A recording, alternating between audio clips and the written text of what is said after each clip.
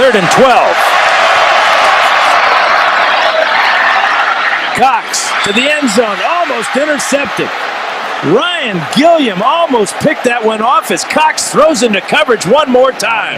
And Gilliam knows he should have had it. That was an interception, and he wants that one back. Look how frustrated he is. He did everything right but catch the football. He's reading Cox, reading him, breaks. Here it is, steps in front, goes and gets it at his highest point, and it goes through his hands.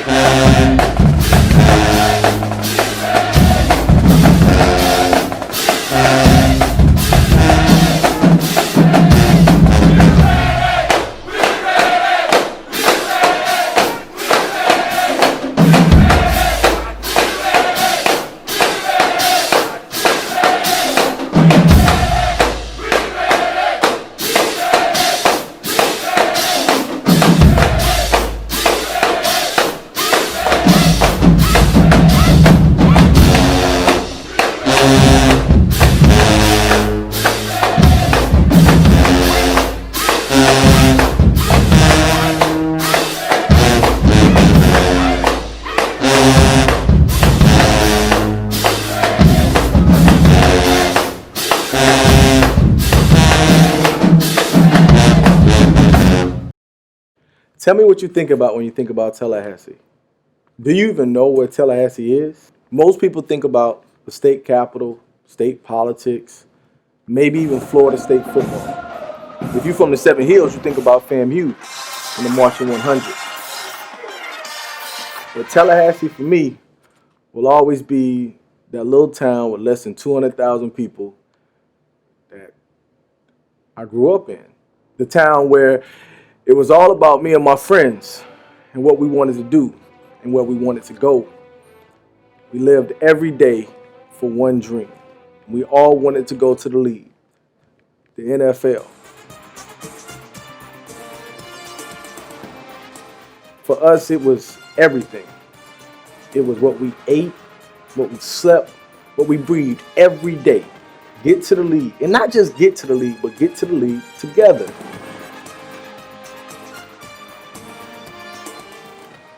Our goal was to kill it in high school, go play college ball, and to get drafted.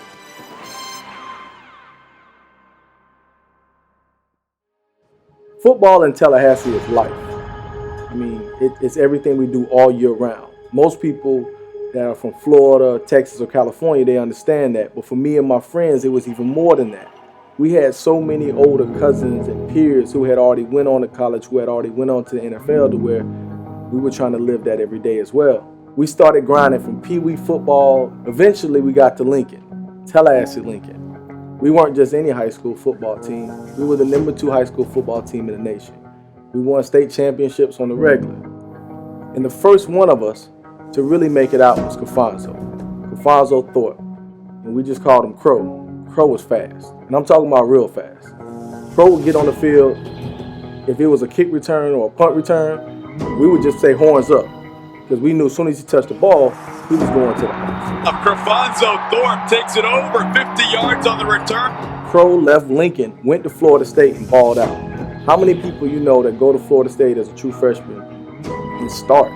Not just start, but return kicks, was at receiver, was trying to set records. I mean, he was balling out of control at Florida State. Bowman to play action, watch it all. There we go, going deep again. Thorpe pulling it down, touchdown, Craphonso Thorpe. He set the tone, and the rest of us was going to follow. After Craphonso, it led to Pat Watkins, a freak of nature. How many people you know that's 6'5", that can run a 4.3? And he was running down the alleys laying a hammer. The throw, and it's going to be picked off. Pat Watkins. He was the #1 safety coming out of high school, the #1 safety in the entire nation. Pat, just like Crow, went to Florida State, got drafted, and started for the Cowboys as a rookie. Patrick Watkins with a Cowboys touchdown. In high school, we had a pretty fly secondary. But what made our secondary just better than everybody else's because we didn't just have Pat Watkins and Greg Reed, Larry Williams. We had a dude named Antonio Cromartie. Yeah, that Cromartie. The Cromartie who would lock down Randy Moss, the one that made various Pro Bowls. He made every play you could make on offense, and he could lock anybody down on defense. He was a Defensive Player of the Year coming out of high school, USA Today, a parade All-American. Lincoln even retired his jersey number. But just like Crow and Pat, he left Lincoln, went to Florida State, got drafted. With the 19th choice in the 2006 NFL Draft, the San Diego Chargers select Antonio Cromartie, defensive back, Florida State.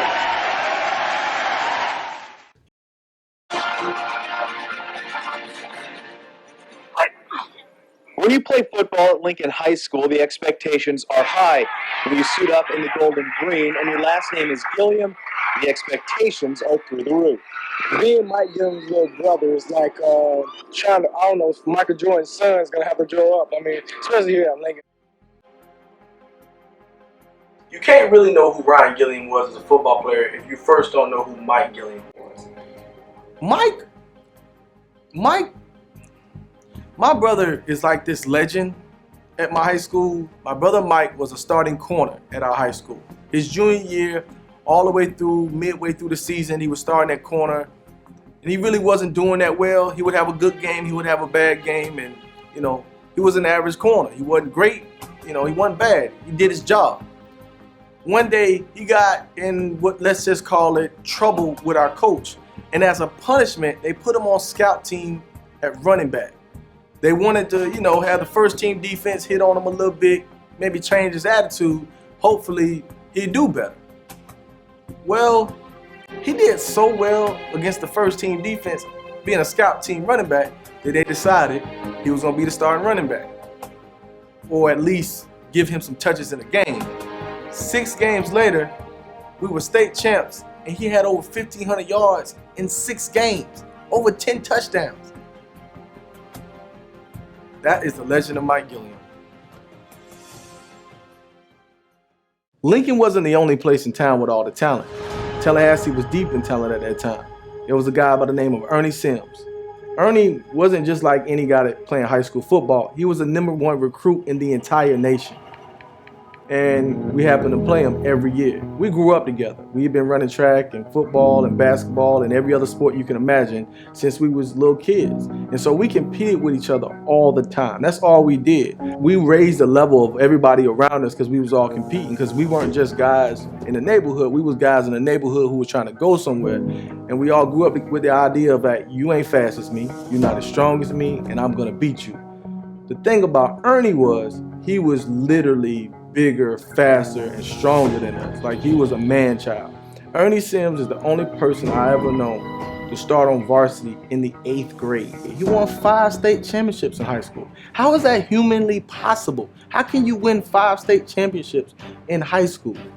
Anyway, regardless, Ernie, like everybody else in Tallahassee, left his high school, went to Florida State, played as a freshman, and was a first-round draft pick by the Detroit Lions.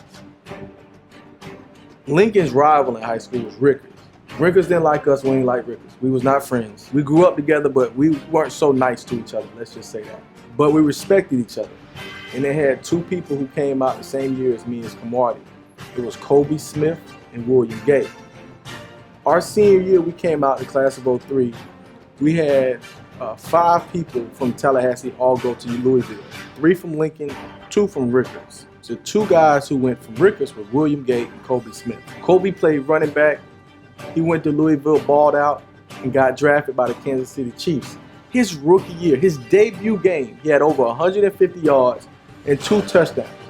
Who does that in their rookie game? Somebody from Tallahassee, that's who.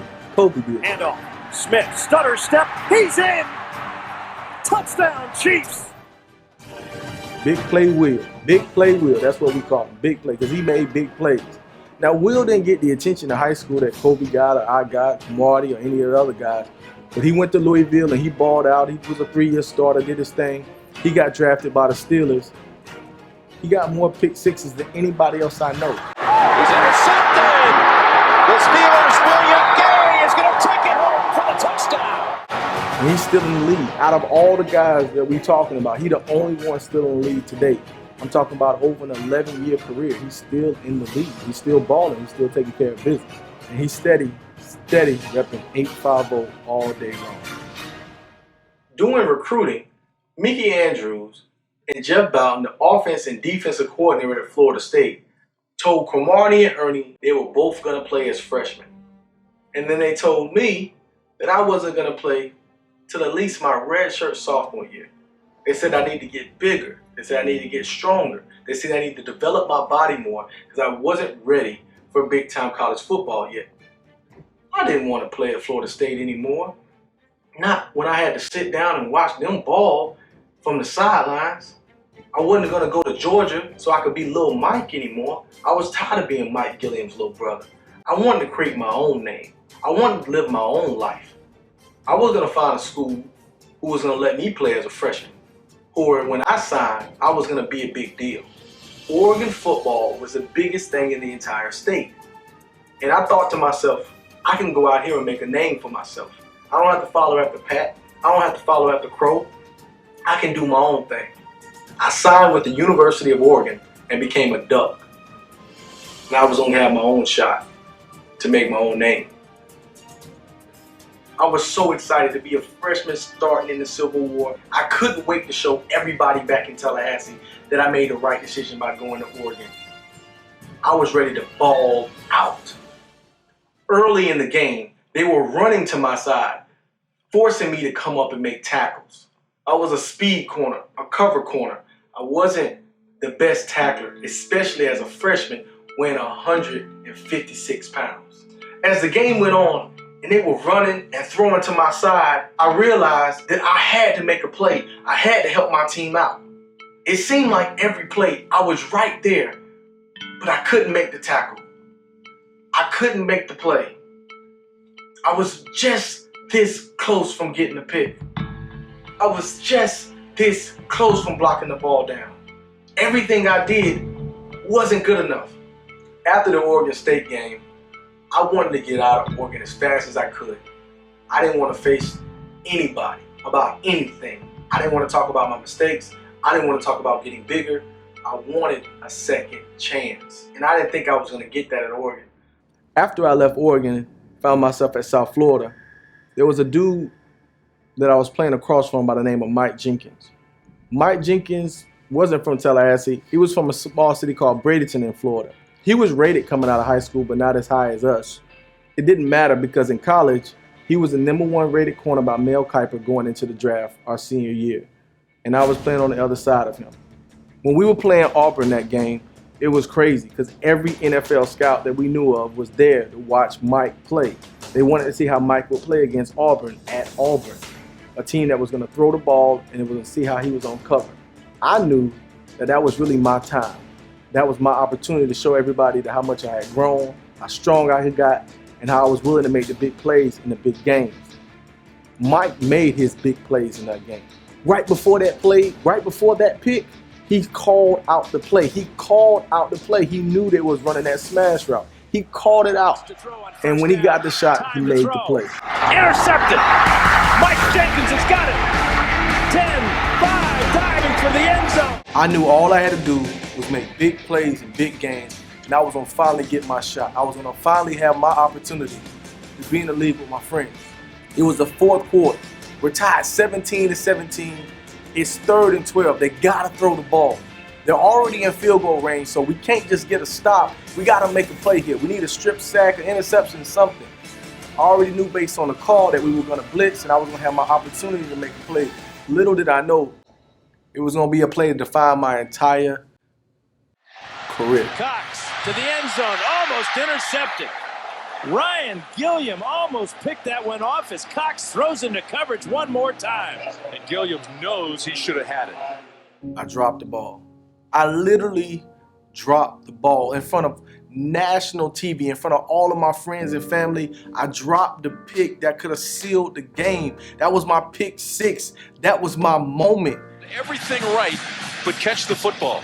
And I don't know how I'm going to recover from it. I don't know at that moment, who I am anymore, because if I don't make that play in that game, if I don't pick that ball off? Why do I play football? Why am I on an island? You know what I'm saying? Like that moment crushed me. Did you see my coach's reaction? Did you see my teammates' reaction? It was like we needed that. We needed me to make that play. I needed to make that play for myself. All these years, 5 years in college, 5 years after a red shirt, transferring to 2 schools, all those years in high school, all the years before high school, just for this moment, just to prove that I actually deserve to be in the league. I deserve to have a shot, to be right along my friends, to be right along, because we were all going to the league together, and I dropped the ball? Like, seriously?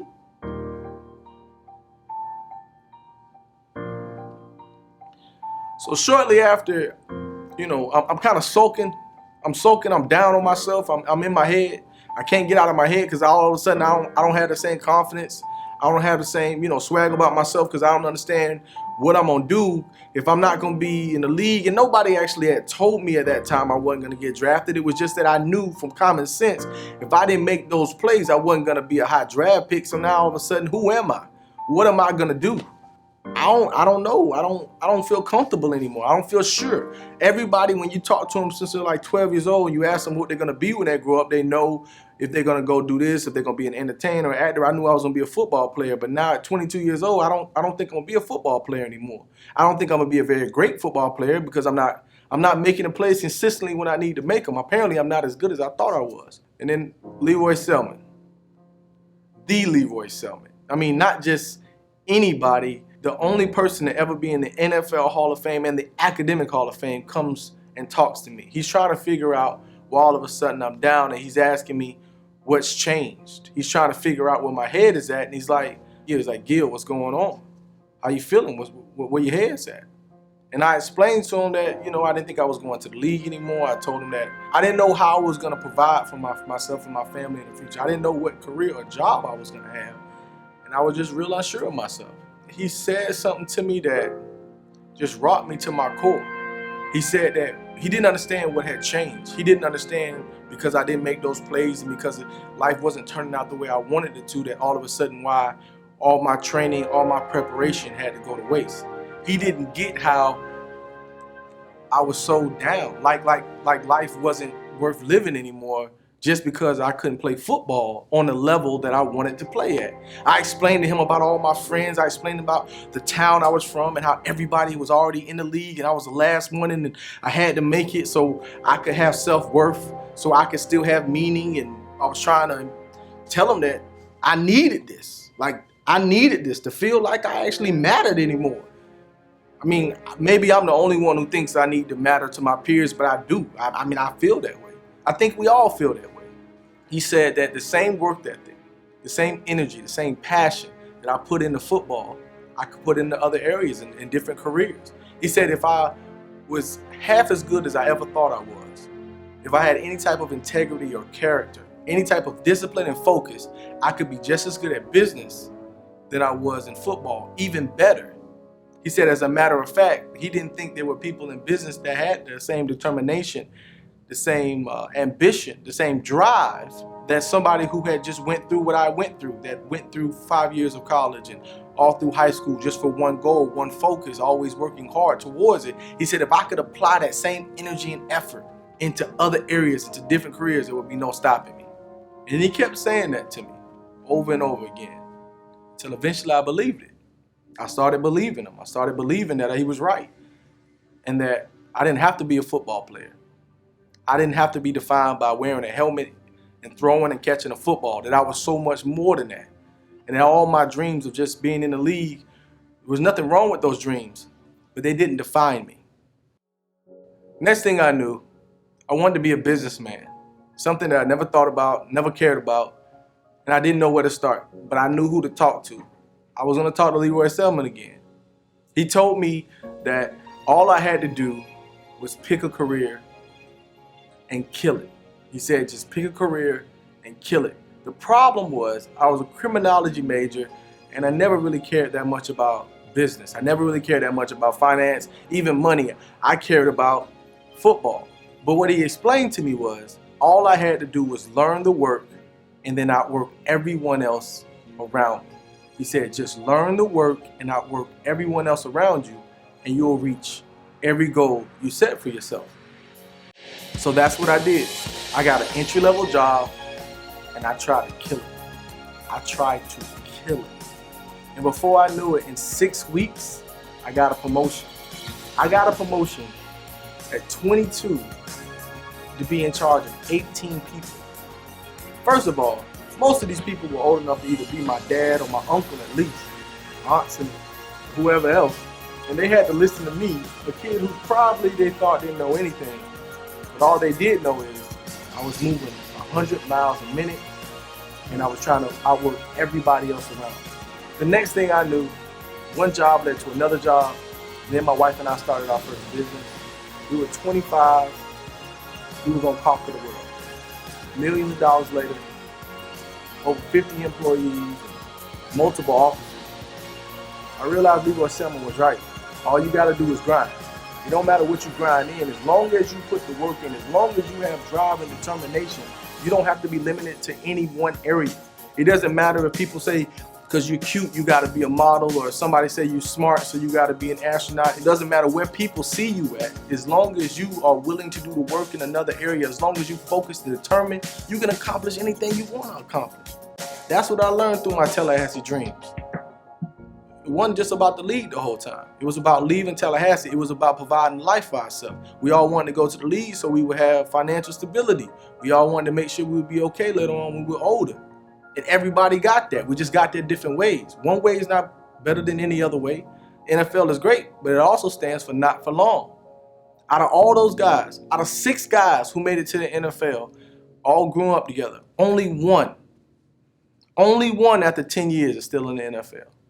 So now, I want everybody to know that your dreams are not defined by who you are or where you come from, but by how hard you're willing to work to reach them. If you're willing to do the work, you can make it to wherever you want to go. Just believe in yourself and keep grinding. You'll get there eventually.